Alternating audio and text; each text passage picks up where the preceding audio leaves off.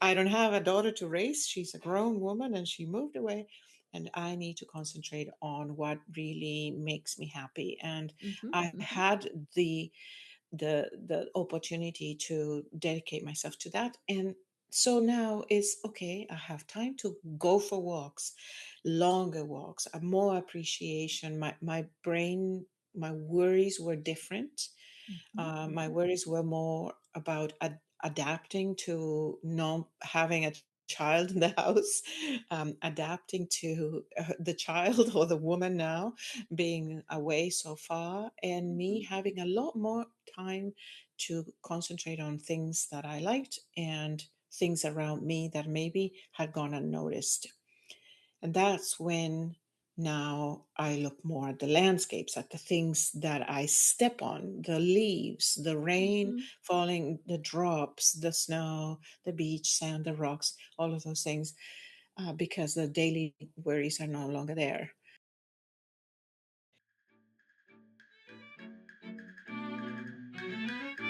Hello, and welcome to Story Power, a bi monthly podcast I created because I'm an unabashed story lover. Stories have had a huge impact on my life, starting with the family movie night discussions my parents instituted when I was a child. I want to share that love with you. As cognitive scientist Roger C. Shanks says, humans are not ideally set up to understand logic. They are ideally set up to understand stories. I'm making it my mission to not only spread the love of stories, but all the valuable things they teach us about human nature and relationships. We humans are emotional creatures, and stories help us examine our emotions from a comfortable distance. They also help us walk in the shoes of the characters to help us see the world in new ways. It's my hope you gain some valuable insights from my guests.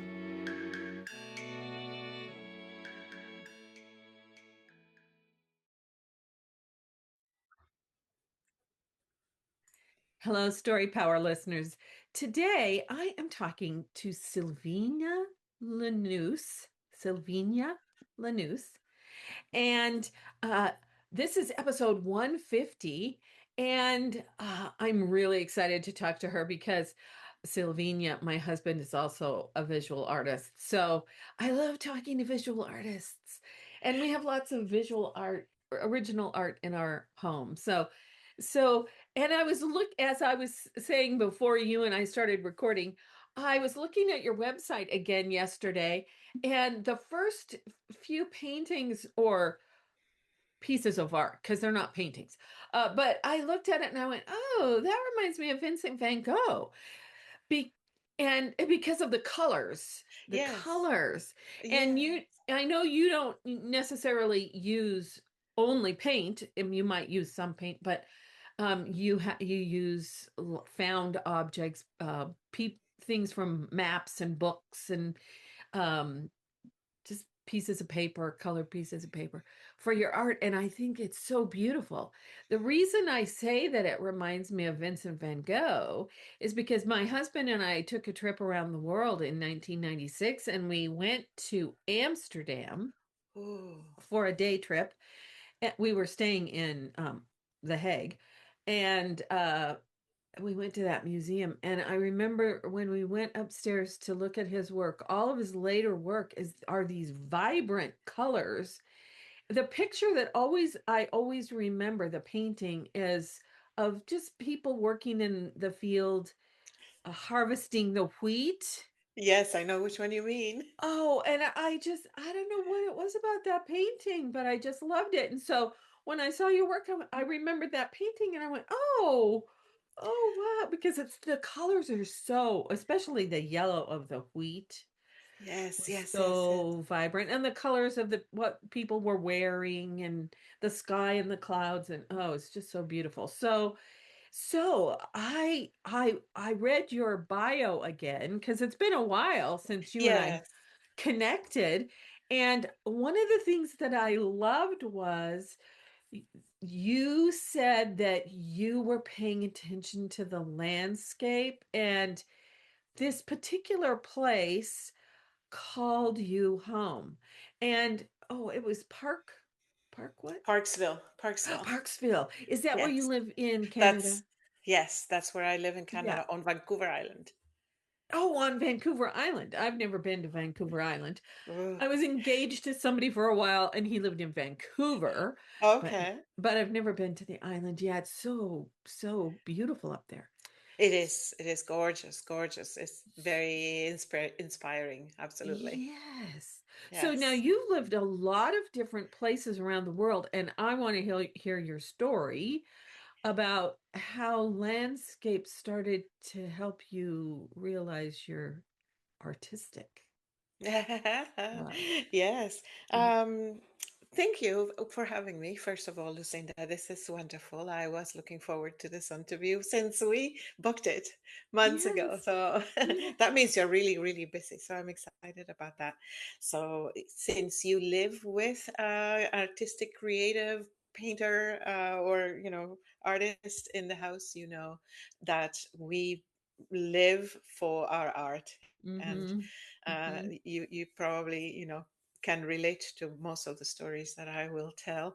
I love the fact that you compared, or not the compared, but that you got reminded of Van Gogh by looking at some of my paintings, because he was, when I was a child and I started looking at art in art books that my mom would have as a coffee book.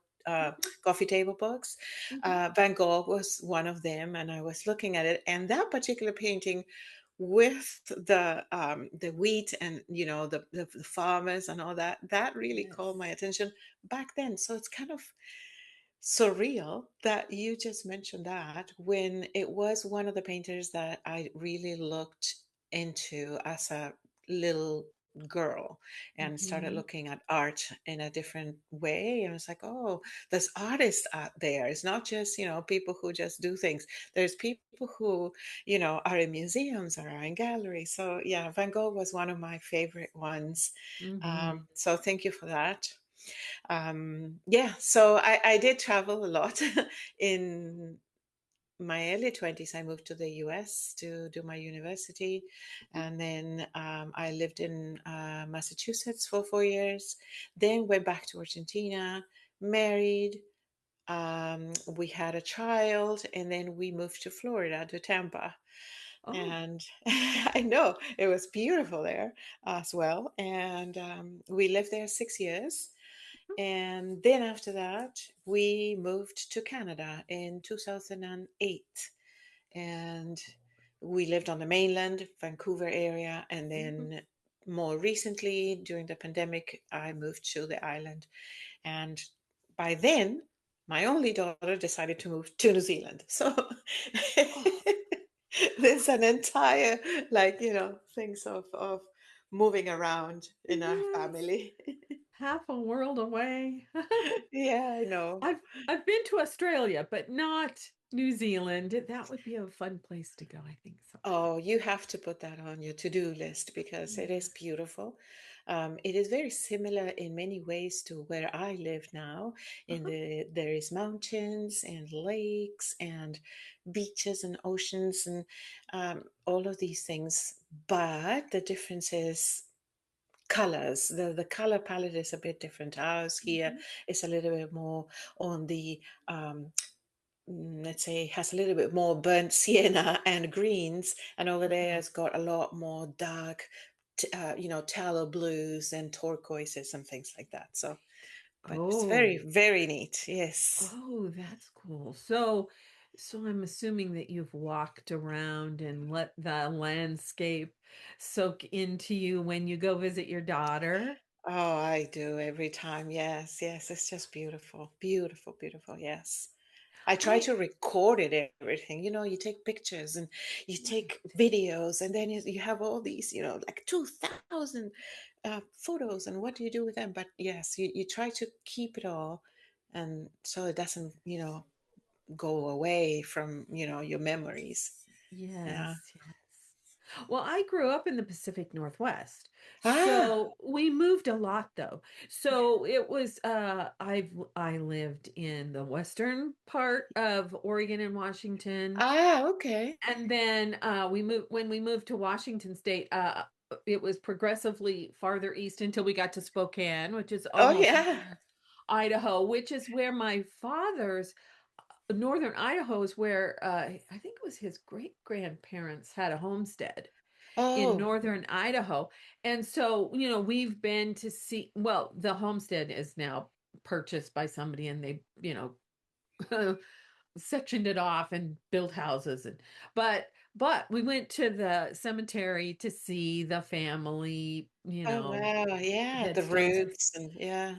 yeah, and we do have a picture of the family standing on their porch when it was the river in front of them was flooding, and it was Oh, almost up to the porch. So that was in the 1880s sometime. I can't wow. remember. Yeah, so Amazing.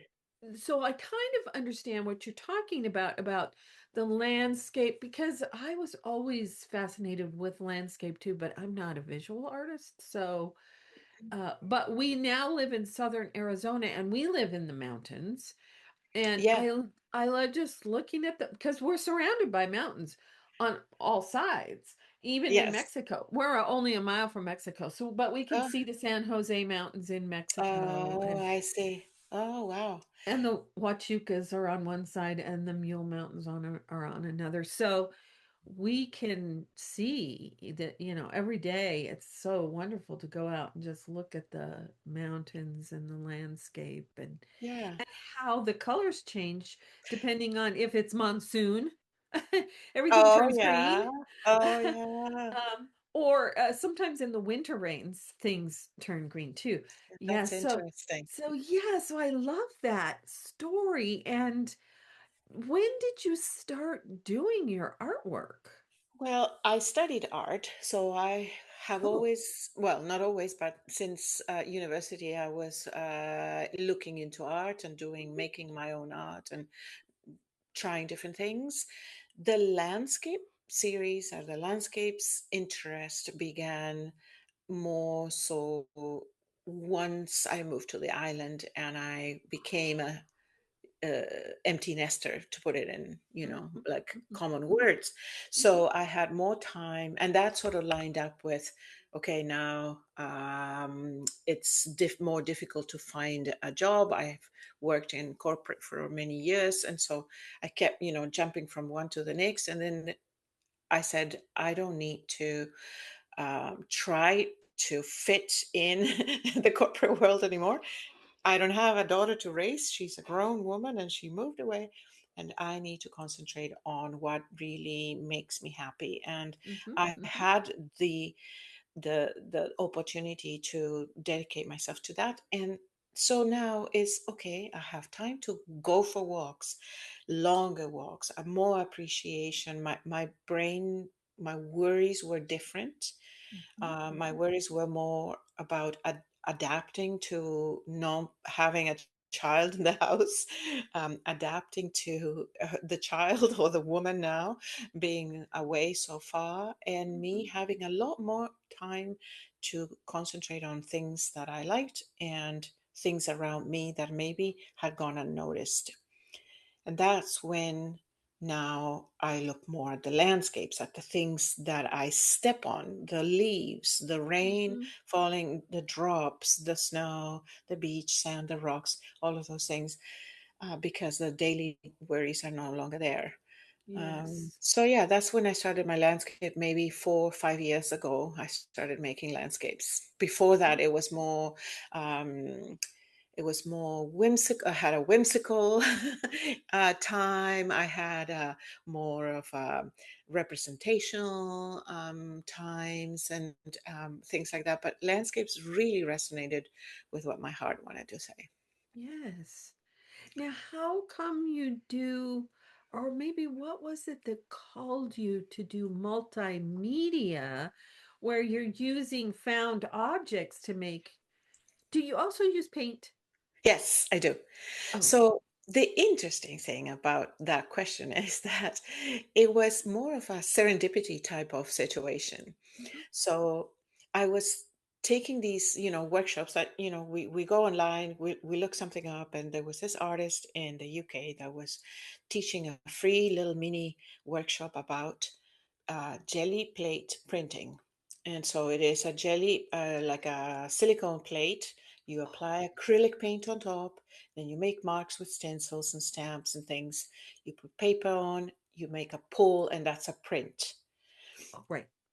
So with those prints, I started practicing and doing all these things. I was like, oh, this can make a mark, and oh, don't throw away that bubble wrap. I can use it. Don't, this and that.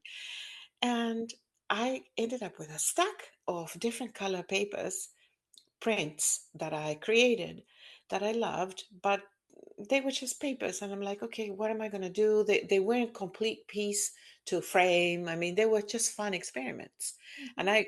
when I say I stack, I'm like a box, like a big box of paper. And then what shall I do with these? And this artist was showing us how to create landscapes with paper. She was using scissors and tracing and doing other techniques, but that prompted me to, oh, I can tear them with Mhm. my hands and start applying them on canvas. So basically, it was a need. What do I do with this paper that I've accumulated? I don't want to throw it away, but I can't keep on accumulating paper. I've got to do something with it. Yes. And I love landscapes, and this is a great way to put the two and two together. So it was serendipity, really. Oh, I just love how that happens. I love I how that know, right? happens. Yeah. Yeah, when we moved to where we live now, we've lived in this whole area. It'll be 30 years this year, Ah. which I can't believe we've lived in Arizona that long. But but when we moved to this location, we picked this particular lot in the county where we live. It's 4 acres. Everybody gets Mm. 4, or maybe it's 5 acres. But we picked it because we could see the Huachuca Mountains, and we positioned our house so that from the front of the house we could see the sunsets and sunrises and that kind of Oh, thing. wow. Yeah. And over the mountains in Douglas, the Douglas, Arizona, that's where the sun rises and then it sunsets over the Huachucas. So we positioned our house so we could see those, Yes, yes. Oh, sunrises and that's sunsets. wonderful that you could do that. Yeah, yeah. And the man that sold us the lot said, "Well, do you still pay?" He's met us several years later. Do you still pay attention to the landscape? And we go, "Yeah. What are you talking about? It's so beautiful." But he said most people don't. Most people don't. Yeah. And I know that was when we went on our trip around the world. That was one of the things that I was really paying attention to was the landscapes and the sounds Yes. and the All your colors. senses. Yes. Yeah, and like the Aegean Sea was so we were flying from Athens up to Thessaloniki, and we were going over the Aegean Sea, and you could see the bottom. It was so clear, and it was Yeah. this beautiful blue. So it was like, those kinds of things are what I remember from our trip, or Yes. the colors, the sounds, the food. The food, yes, because it is we have five or six senses, depending, but yes, we do. So when you go out there, this is, if you let yourself be immersed in the whole thing, you Mhm, feel the wind on your face. You feel if you are barefoot on the beach, you feel the sand. mhm, You look at the colors, the wind, the mhm, sound of the birds, around you, mhm. or the cars going by, depending if you're in the city. All these Right, things, all right. these things add up. And then there's a moment there that you're like, and something catches your attention. It could be, oh, Mhm, listen, I never heard you, or you may have heard it, the birds, the seagulls here by the beach where I live. It's mhm, very interesting. The sound of the wind. I love the sound of the wind. mhm. All of that, like you say, it is very healing. It is also very grounding because you forget for that little tiny second where you're aware of those things. You forget about everything else. Right, exactly. Yeah. Exactly. Yeah. For us, it's the Border Patrol helicopters going over our house. Oh, now you have that. Yeah. Yeah. Mm. That's a bit. Yeah. But yeah, that But the everything. wind, Yeah. Yes. Yes. And the fact that you notice still, even after 30 years that you've been in that house, that means that, it's very important and that you don't, yeah, every day is going to be different the way you look at it. mm-hmm, mm-hmm, Even though things may repeat themselves and the mm-hmm. sunset may probably be the same, but the clouds are not going to be the same if there are Mm-mm. any, or the color of the sky, or the exact time of day that you look out, you know? Yes, exactly. Yeah, when I'm exercising in the bedroom, I will open the blinds and just look outside. And I remember one day I was exercising and I saw this red bird in the trees across the road, and I went, "What is that?" Well, when we started feeding the birds, it was a cardinal. I didn't Oh, realize that the northern cardinal came this far south. wow. That's So, amazing. Yeah. yeah, and it was interesting too, talk about serendipity. This is referring to another guest I had. She had lost her mother, and the cardinals kept coming. Mm-hmm, mm-hmm. She lives in Texas. And so the name of her memoir is Redbird. Well, right before I interviewed her or we had our conversation, the cardinals, a cardinal pair camped out in our Wow. yard, and for several weeks after, it was like I have seen cardinals once or twice and then they go away, but this time they stayed. And it Wow. was it was like, oh, Wow. somehow I was connected to her because of the cardinals. That's amazing. It Yes, was it yes. it was so interesting. Yeah, And yeah. I think it was shortly after I had lost my mom. So, Mm. and So it she could have been the two mums. the two moms, right? Yeah, yeah. Both moms, right? Yeah. But I have a question for you, since you live on the Pacific Ocean, near the That's right. Pacific Ocean, and you have lived on the Atlantic Ocean. I remember when I went to see the Atlantic Ocean, I said, it's a different color than the Pacific Ocean. Than it did you notice that? Is it Yes, really? it is probably. I think it's got to do with. I don't know what it's got to do. I don't know anything about geology. Me either.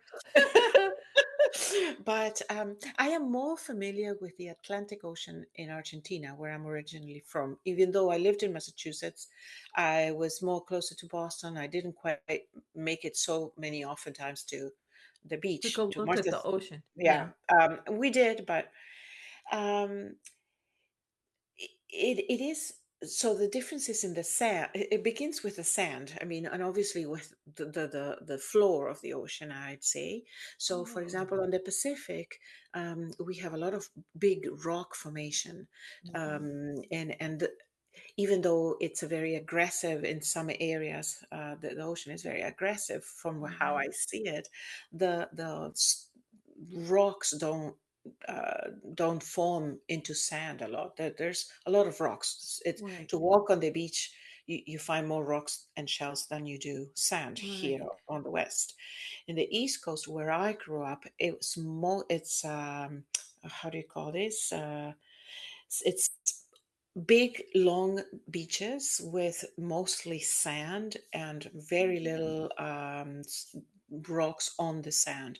There's cliffs everywhere, so the ocean has eroded the terrain Oh. in a different way, and the water is a lot more. Yeah, the color of the water is a little bit more brownish blue. But yeah, it is different. I guess it is different on how the waters move Because of this, too, right? yes, and I Yeah. never thought about the sand thing, because I grew up in, well, for until I was 10, we lived in the Portland area, and we would Yeah. take day trips to the beach. Yes. Oregon beaches have lots of sand. Yes. Well, they have a lot of rocks too, but this I remember the sand being kind of a little bit darker color. Yeah. Darker, the color and the grain of the sand is different too. Right, So exactly. some sand is a little bit rougher, and some sands is a Mhm. little bit softer. So I guess Mhm. it depends on how much the ocean has eroded that. So and the color and the feel of it too. You know, it's a colder sand or warmer sand, Yes. and yeah, The Pacific Ocean is cold. yes, it is. Ooh. Yeah, yeah. Me Uh, being a person who loves the water, that's another thing about me yes. is that I absolutely love anything water related, Mhm. and I Mhm. like to be in the water. Mhm. So no matter what time of the year, I like to put my feet at least in the winter in the water. It's chilly and makes me go, but I like it. Yes. Yeah. Yes. Yes. Yeah, but it's just the way the flow of the Yeah. currents and stuff. Yeah. Yeah, because the sand in Thessaloniki was kind of a tan color. Mm-hmm. Mm-hmm. It was different than Oregon coast, I remember. Yes. Yes. But there were kind of a lot of rocks there too. Yes, yes, yes, Uh, yes, yes. And yeah. then talking about colors, I've been, my sister-in-law used to live in Mesa, and so Uh-huh. I visited a couple of times when they used to live there. And, you know, the Arizona colors, oh Mhm. man, those are just so rich and warm. And, you know, Mhm. there's a whole entire palette over there. Mhm. So I imagine that if I were to live there or maybe spend some time there, the paintings would probably adapt to that slowly to Right. what are my surroundings, right? Mhm. A very rich, different ochres and yellows and Yes. yes, And reds even. yes, reds, I yes, mean, the dirt at our house is sort of it- a reddish brown. yes. And Yeah. I have one painting in my collection. Um, that I did, and it wasn't based on any landscape, but I ended up using a lot of reds, and the range started from you know, deep red into maybe some oranges, very faint yellows, but Mhm. mostly red. Mhm. And every time I look at that painting, and ever since, I'm like, that this is my Arizona painting. Yeah. Especially if you go to Sedona. Oh my Yeah, gosh. yeah. Or when we went up to uh, Monument Valley. Hmm. Oh my gosh. Oh, The yeah, reddish rocks and the colors there. yeah. It's so beautiful. It's Yeah. I no wonder John Ford used it a lot in his movies because Yes, yes. it's So, so go yes, we have in Argentina, we have on the northern part of our country, we have areas where there's different colors of earth in the reds, and it's beautiful. So the Mhm. world is filled with all these, you know, natural colors and beautiful palettes and inspiration everywhere you look, you know. Yes, Yeah. yes. We just have to be aware to look at, you know, Oh and pay yeah. attention. Yeah. Yeah. Years ago, this was in the 1970s. I went up to Alaska for a summer and Ah, the water that had melted from the glaciers. Oh, such a beautiful color. yeah. Mm-hmm. Mm-hmm. Amazing, amazing Yes. blue color. Yes. Yeah, Yes. so yeah, I noticed those things too, but and I wish sometimes I wish I was a visual artist, but but I think the way I connect to them is since I'm a theater person, I'm all about emotions. Like Yes. that's what the colors evoke for me Mm-hmm. are Mm-hmm. emotions. That's why I guess that's why I remember them.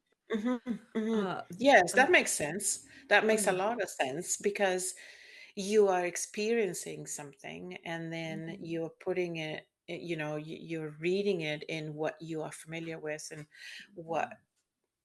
the language that you speak.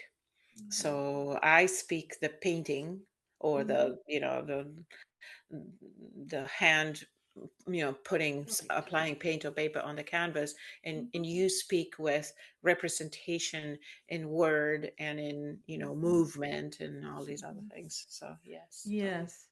Yeah, makes So sense. now you are a member of the artist, the Canadian artist. The Federation of Canadian Artists. Yes. Yes, Oh, I am thank you. very proud. Yes, that's so great. Now, how do you become a member of that? Do you You just have to be apply? selected. You apply, but once you apply, you have to be juried in, or Oh, they have to make sure that you have a level that they are looking for. And so ah, you have to have had enough exhibits. mm, You have to have a presence in the community, online nowadays as well, mhm, and strong portfolio. So they look at all those things, and mhm, then they take you in. And once you're in, there's different levels. I'm at the exhibitor level, working towards my, I forget what the next level's name is, but mhm, that means that you've participated in several exhibitions with them uh-huh, at their gallery in Vancouver. mhm, So yes, it's and then you have, it's a community. So you learn. They have things that you can learn from, and workshops, and they were teaching some finances for artists, for example, or they have critique sessions, and yeah, it's yes. very prestigious. I'm very honored to be part of it, and proud because I'm Argentinian and I came to Canada. Now I'm a Canadian citizen, but I'm an artist, and this is, yeah, it's wonderful to be part of Yes. the I have federation. I have never been to South Africa. I mean, South America. Yeah. And I've only been to Mexico. Only Yes. just a little bit over Mexico. Um, Okay. but I have been to Canada, to the British Columbia since I was engaged to somebody, and I went up there several times. Yes. And yeah, so it would be wonderful to go because there are so many different landscapes in, well, all over the world. There are just, it doesn't matter what country, there are just different landscapes Yes. in Yes. each country. Some Yes. have uh mountains and farmland and Yeah. ocean, and uh Yes. yeah, the Netherlands was really interesting because some of it's below sea level, and they have all the canals. And yeah, Yes. and Australia was completely different. It's a little bit like Arizona because a lot of the dirt's very red, like Hmm. here, Hmm. places here. Yeah. Oh. So Yes, I haven't it's been to Australia, but it's in my, my list. yes, yes. So and Japan was very different too. I mean, all the places we went, India, all the places, very, very different landscapes. And I just, they also have a different feeling Hmm. Hmm. about them. Different That's right. locations, they have different feeling Yes, too. it's interesting. Yes, you see, so you connect with the place Mm-hmm.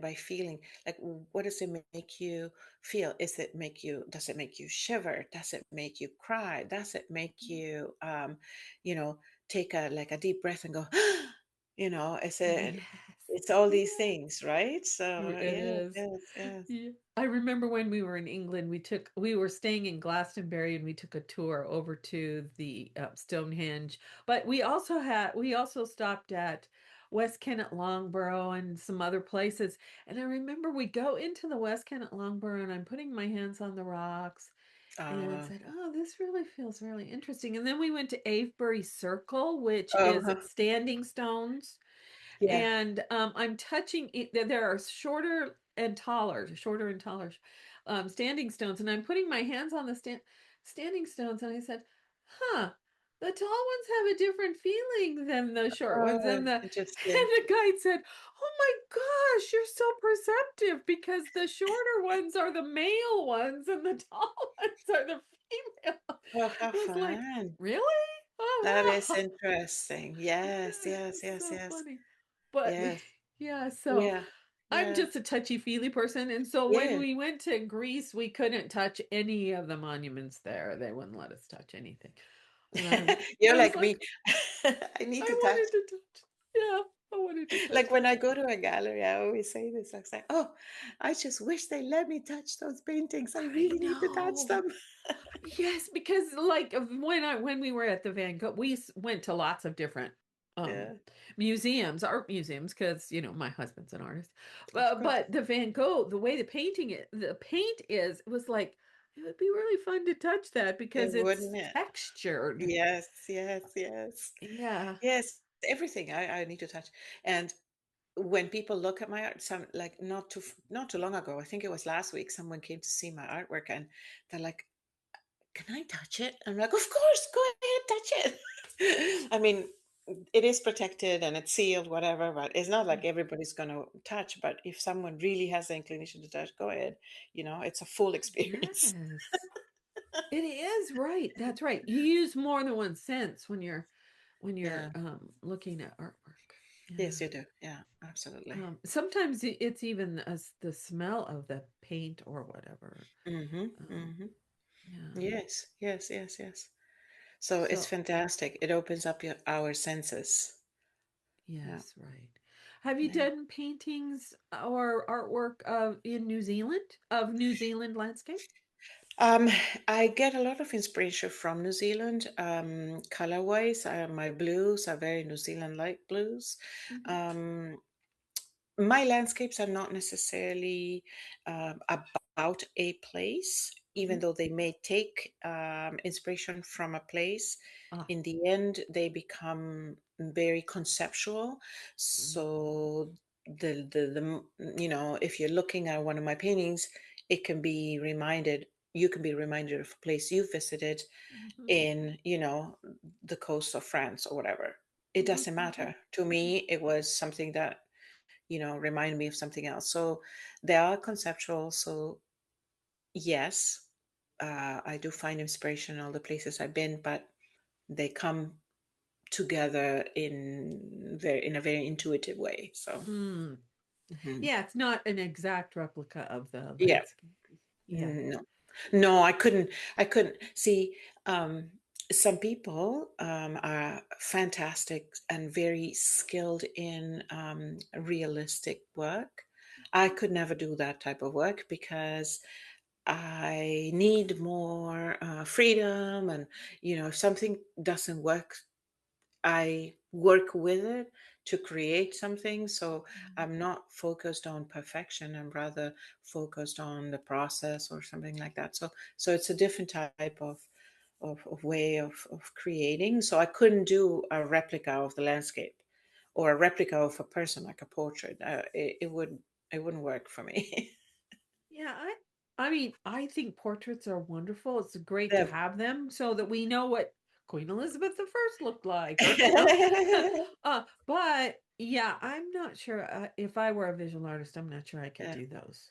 Yeah, it's a different skill. I have friends who do that and they're beautiful, and I'm in awe every time I see how they do it and their process and things like that. But it doesn't it's not the language I speak. No. Right. Yeah. I need to It's be a not little the bit more freer, and if mistakes happen, I need to make them part of the work. Yeah. ah, yes. Yeah. Yeah. Oh, well, and people won't know that they're mistakes. People looking at it won't know. Yeah, yeah. Well, I you mean, might think it's a mistake, but they won't know. yeah, yeah, yeah.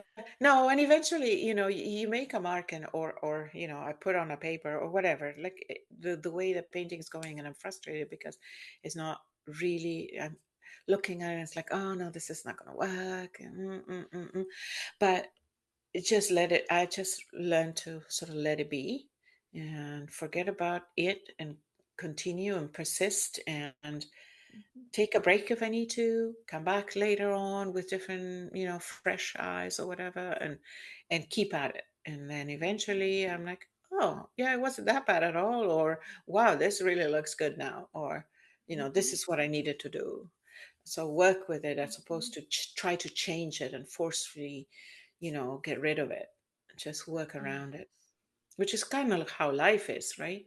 Life is Right. not perfect, and we go through different situations or different experiences or things that happen to us, people that come and go in our lives, and we don't erase those things from our lives. We don't try to get, Right. we sort of have to learn to work with it, even if it's trauma, right?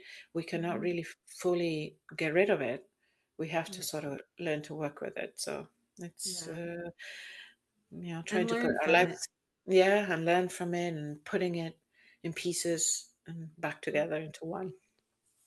Right. Yes. Oh, wow. Do you have anything you want to say before we go that I haven't asked you or that you want to share with the listeners? I just want to thank you for this opportunity. It was lovely chatting with you. To your listeners, is like yourself, take time to breathe and look around you, even if it's the way the shadow hits your coffee cup on your desk. It will be different every time you look at it. But the Mm. minute you just look at it, it's just a minute that your worries go away. So take time to look around you and Mhm. feel with every sense that you can. Yeah. Yes. Use all your senses. That's right. Yeah, I like that. I Mm-hmm. love that. Mm-hmm. So where and you sell things on your I website. Yes, I do have everything for sale on my website. I am preparing for a big opportunity in Vancouver at the convention center Oh, with Art Vancouver, with the Vancouver Art Foundation, and it is a great show for 4 days. Big opportunity there, so I'm working towards that. So they can find me there if they're in Vancouver at the end of May. Art mhm. Vancouver Convention Center. And otherwise, online, I'm also on YouTube talking about walking and walking for inspiration. So if they want to look me up there. Yeah. Silvina Lanusse Art. This is everywhere you'll find me.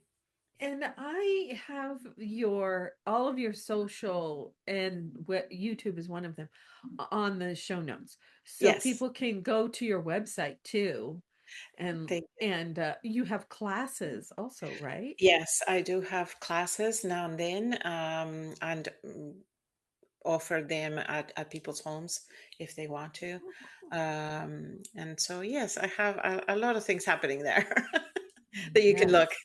Yes. Now, I haven't been to British Columbia in many, many, many, many years, but if you are listening to this episode, British Columbia is a beautiful place. Go visit. It's lovely. Yes. And the mountains and the ocean. And I'm assuming you have to take a ferry to get from the island to the You mainland. do. Yes, you do. There's a ferry, there's seaplanes. So the ways to come to the island is just beautiful. So Yeah, you don't take a bridge. no, no, we're not. No, we're not bridged. I think it would be too far, isn't it? Yes, Isn't it is. island And yeah, there was talk about bridges and tunnels and things like that, but no, it just doesn't make any it's sense. too far away. Yeah.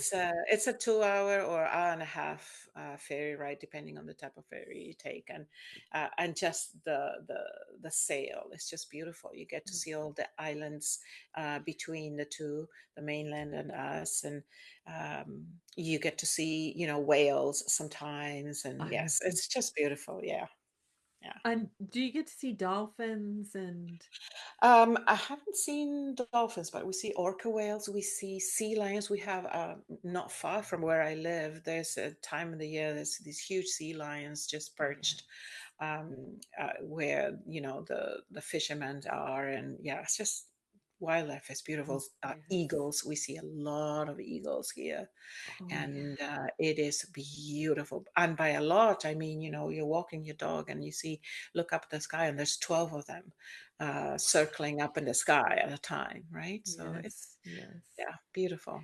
Oh, yeah. My in-laws, my mother-in-law and father-in-law used to live in the Monterey Bay area. And Hmm. when we would go out on sometimes we'd go out on boats and the sea lions. I know, Yeah, right? yeah, it was fun.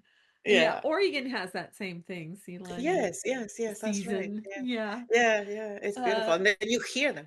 You hear, I go out for a walk and then you can hear them. They're loud. yeah, they are allowed, yes. Yeah. Oh, great. Oh, thank you so much, Silvina. Oh, you're It's welcome, it's been Lucinda. Yeah.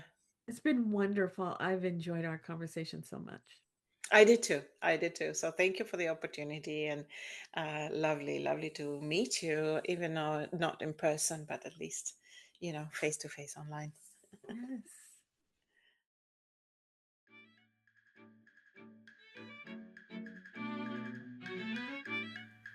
I hope you not only enjoyed this episode, but gained something valuable to take away with you. If you like what you heard, please share it with your friends and give us a rating and or review.